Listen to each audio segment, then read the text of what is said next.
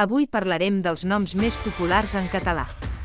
Els noms són una part important de la nostra identitat i reflecteixen les tendències i preferències de cada època.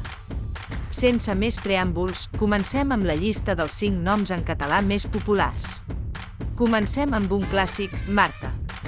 Aquest nom ha estat durant anys un dels preferits per a les nenes.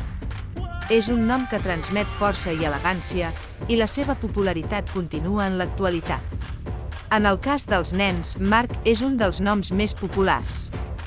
Aquest nom té un toc modern i masculí, i moltes famílies el trien per al seu fill. La seva brevetat i so enèrgic el fan molt atractiu. Un altre nom que destaca en la llista és Laia. És un nom femení i delicat amb un toc romàntic. La seva popularitat ha augmentat en els últims anys i és una opció molt comuna per a les nenes nascudes actualment. En terres catalanes, Jordi és un dels noms masculins més populars. Aquest nom té un fort vincle amb la cultura i l'origen català.